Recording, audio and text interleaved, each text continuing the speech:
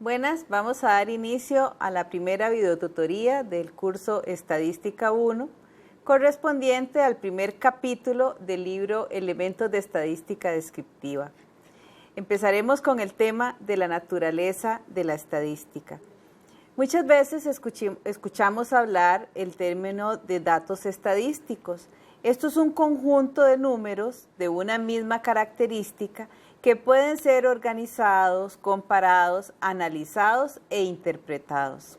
Y la estadística en sí es una disciplina científica dedicada al desarrollo y aplicación de la teoría y las técnicas para la recolección, clasificación, presentación, análisis e interpretación de información cuantitativa obtenida por observación e experimentación. Van a ver que esto es una disciplina que van a utilizar en el transcurso de su vida estudiantil y muy probablemente en su desarrollo profesional, porque la estadística, como pudimos ver, nos permite analizar una serie de características, de eventos que suceden, de poder organizar los datos, procesarlos, interpretarlos, elaborar documentos a partir de una investigación que desarrollemos y que van a ser parte de los temas que se tratarán en el curso de Estadística 1. Primero que nada, para cualquier levantamiento de datos o investigación que se vaya a hacer, tenemos que definir cuál es la unidad de estadística. ¿Es la persona, el elemento o el objeto que se va a estudiar? Puede ser el trabajador de una determinada empresa, el estudiante de la universidad. Si estamos viendo temas financieros, puede ser los préstamos que está asignando un determinado banco. Esa es la unidad de estadística, persona, elemento o el objeto que se va a estudiar. La característica son propiedades, rasgos, cantidades o cualidades de esas unidades estadísticas. Si estamos pensando en el trabajador, pues una característica que podemos analizar es el salario. Si estamos viendo préstamos, son cumplimientos de pago. Si estamos hablando de estudiantes, puede ser carrera que estudia, lugar de residencia, estado civil, en fin, todas esas son posibles características que levantemos a partir de la unidad de estudio. Observaciones es la información recopilada de la unidad de estadística elemental en relación con la característica de interés. En realidad, las observaciones son todos esos datos que vamos levantando con una determinada característica de la unidad de estudio y es lo que realmente utilizamos para el análisis estadístico. Si, por ejemplo, venimos con el tema de los préstamos, una observación podría ser que esté el préstamo al día o que esté moroso, por ejemplo. En el caso del trabajador, el salario podría ser 5,000 colones por hora, en fin, el salario diario, el salario mensual. Todas esas son diferentes observaciones que podemos obtener de la característica, digamos, salario, a partir de la unidad de estadística trabajador. Pueden tenerse observaciones para varias características diferentes en una misma unidad de estudio.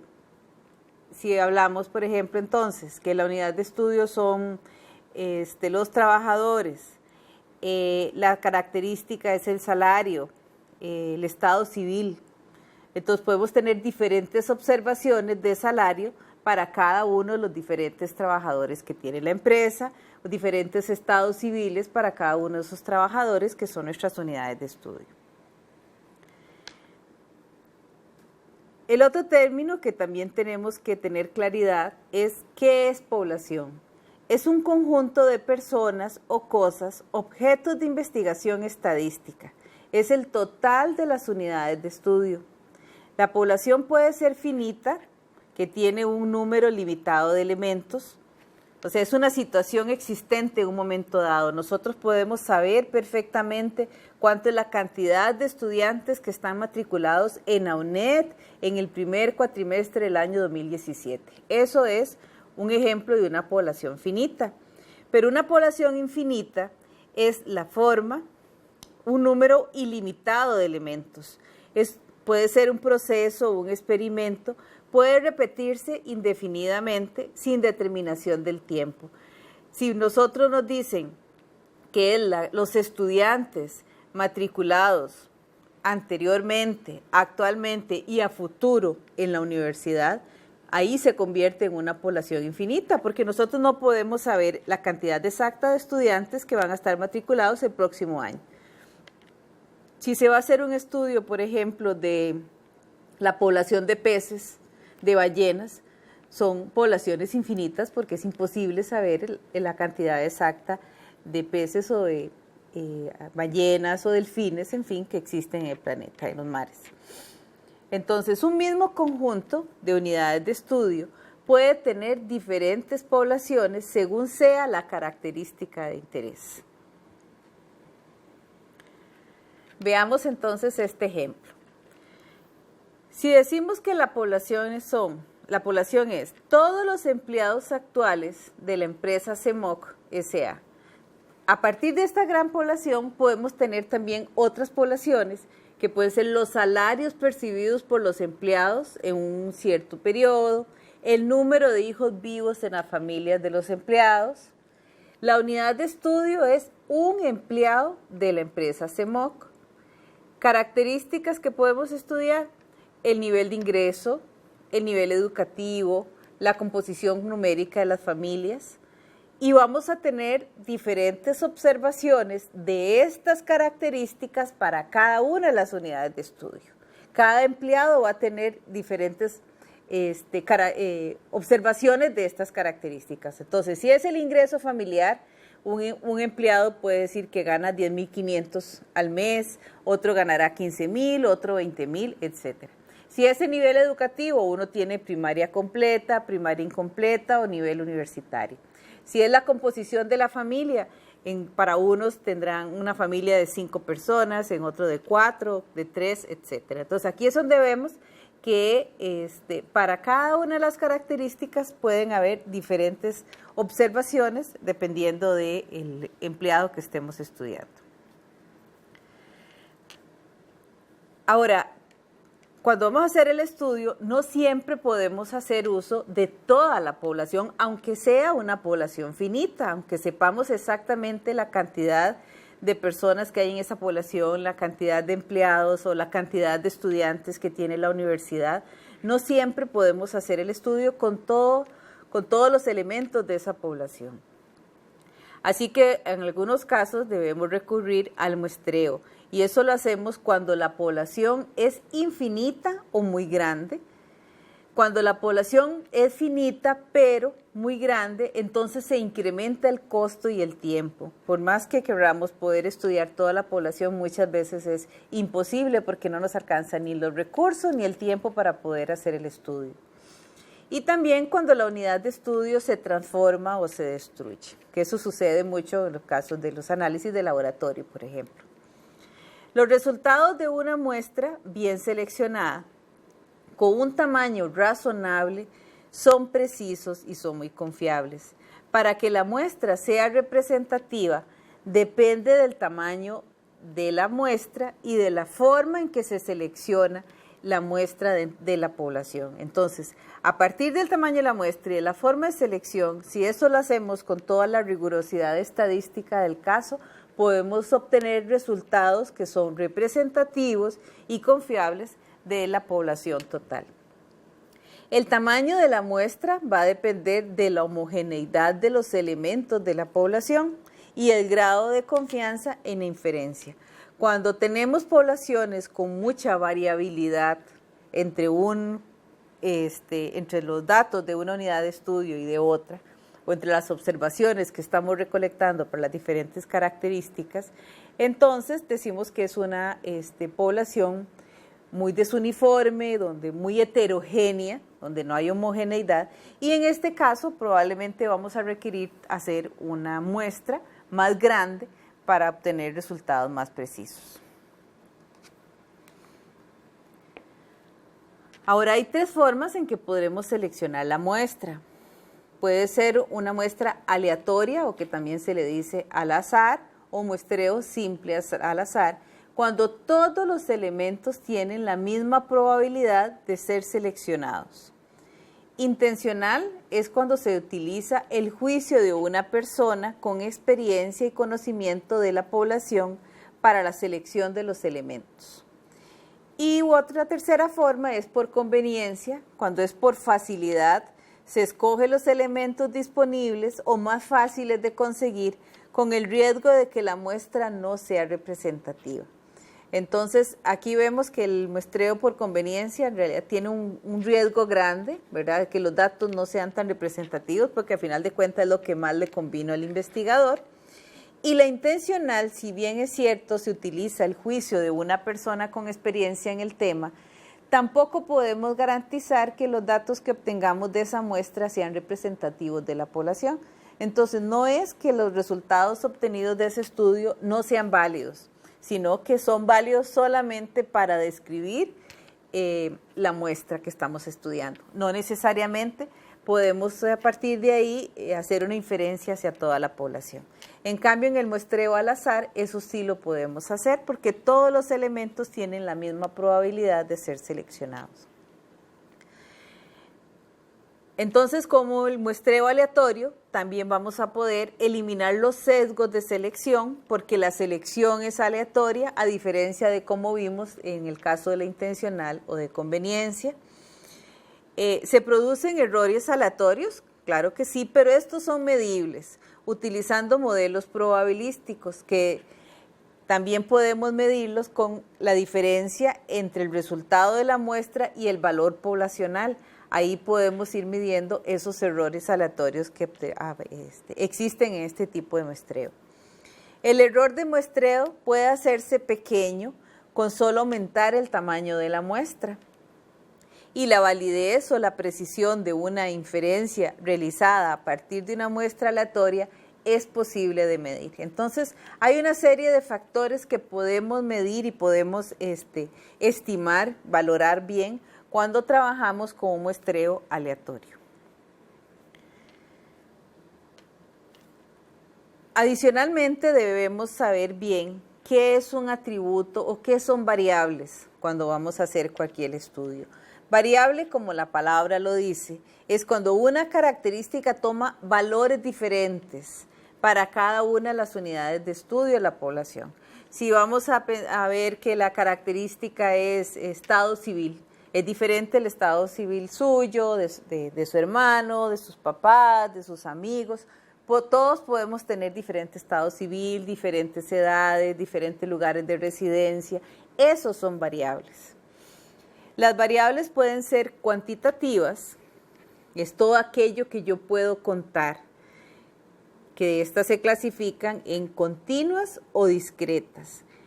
Y también hay variables cualitativas o atributos. La variable cuantitativa continua es cuando la variable puede tomar cualquier valor dentro de un intervalo, o sea que entre 60 y 65 kilos pueden haber una serie de valores ahí, que 61.3, 61.4, 64.5, etc. Hay una serie de valores que la variable puede tomar. Entonces eso es lo que se llama una variable cuantitativa continua. Ejemplos de estas variables continuas pueden ser el peso, la edad, la distancia, el tiempo, la estatura. También hay variables cuantitativas discretas, cuando la variable puede tomar solo un determinado valor dentro de un intervalo. O sea que si entre 1 y 2 o entre 1 y 3 solo puede tomar el valor de 2. No pueden haber medios ni fracciones aquí entre estos, sino valores enteros entre un valor y otro. Por ejemplo, el número de hijos, el número de carros que usted tiene, el número de libros que ha leído, etc. Y cuando hablamos de variables de atributo o cualitativa, como la palabra lo dice, son cualidades de esa unidad de estudio. El estado civil, el color de los ojos, el lugar de residencia, son ejemplos de variables cualitativas o atributo. En el libro, en la página 23, aparecen estos cuadros donde nos dan referencia de diferentes ejemplos. Si la unidad elemental o la unidad de estudio es el estudiante, un estudiante, la característica podría ser el peso, es un ejemplo de una característica. La unidad de medida, bueno, vamos a hacerlo en kilogramos, y un ejemplo de una observación es de 64.5. Para otro estudiante en particular, aquí podemos tener valores de observaciones diferentes. Ya no es que tienes un peso de 64.5, sino de 61, 62, etc. Si la unidad de estudio o elemental es una casa, la característica es el valor de la casa, lo medimos en colones, y la observación es de 35 millones. Puede ser la misma casa, pero en este caso la característica ya no es el valor de la casa, sino el número de dormitorios. Y vamos a tener una observación de 3. Podemos medir también, estudiar un bombillo, la característica de la duración, y la unidad de medida son horas, y un ejemplo de observación son 480 horas. Entonces aquí tenemos diferentes ejemplos de lo que son variables. Que en este caso son variables, aquí tenemos tanto continuas como discretas. Por ejemplo, cuando vemos esta del peso del estudiante, es una variable cuantitativa continua, porque como les decía, entre un valor y otro, aquí puede tomar diferentes valores dependiendo del estudiante. Puede pesar 64.5, 63, 64.3, 62.1, etc. El valor de la casa también es una variable continua. El número de dormitorios es discreta porque solo tiene o 1, o 2, o 3, o 4, etc. No hay valores intermedios aquí. La experiencia en años, no, esta sí es una variable continua. La duración en horas es continua. Las unidades producidas es una variable discreta, cuantitativa discreta. Y el monto de venta de la casa es una continua. Ok, lo que son variables de atributos o cualitativas, aquí tenemos ejemplos, digamos un estudiante, la característica es la clase de alumno, y posibles observaciones puede ser regular, especial, oyente. La condición del alquiler de una casa, amueblada o sin amueblar. La condición de un bombillo, defectuoso o no defectuoso. ¿Ven? Como ven, ya aquí no son variables numéricas, no son cuantitativas, sino que son atributos o cualidades de estas unidades de estudio.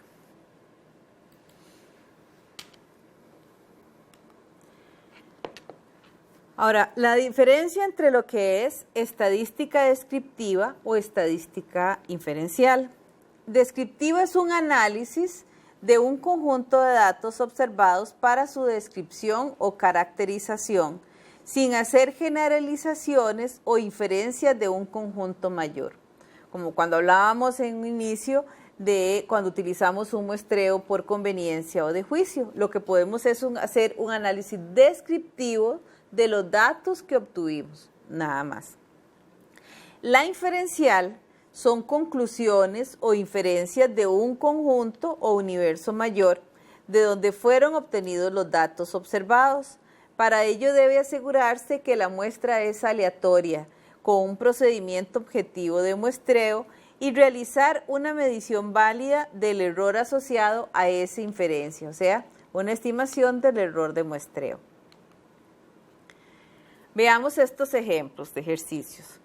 Se requiere desarrollar una investigación para determinar el impacto que tiene el deporte en la población de 18 a 25 años en Costa Rica. Para ello se necesita sacar un concurso para contratar una empresa que realice la investigación para que dé inicio el 30 de junio del 2012. Se solicita colaborar con las indicaciones de referencia para la contratación, diseñando los siguientes aspectos estadísticos del estudio. Entonces, antes de pasar a la siguiente lámina y ver las preguntas, resaltemos algunas palabras claves que nos están dando en este planteamiento.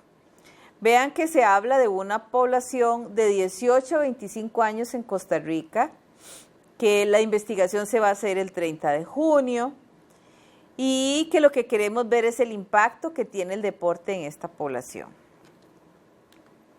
¿Cuál sería la población de estudio? El total de personas residentes en Costa Rica al 30 de junio del 2012 incluye los nacidos en el país o nacionalizados costarricenses con edades entre los 18 y los 25 años.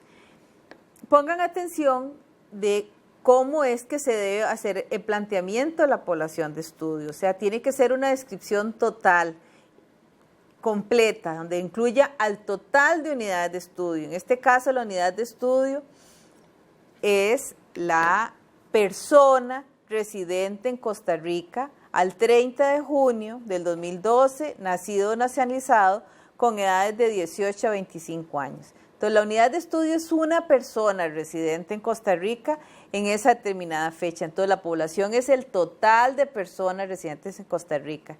Vean que hay que hacer referencia a un determinado tiempo y plazo. En este caso decimos al 30 de junio y con edades de 18 y 25. Hay que delimitar muy bien esa unidad estadística y la población.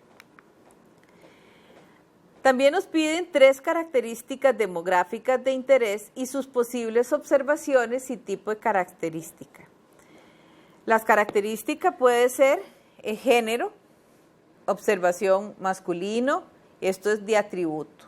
Número de hermanos, la observación son 3 y es una variable discreta. El peso, la observación 67.5 y es una variable continua. O sea, estos son preguntas que han salido en exámenes anteriores para que ustedes los tengan como una muestra de lo que podría ser consultado en el examen y de cómo ustedes podrían hacer propuestas de diferentes tipos de características y ejemplos de observaciones.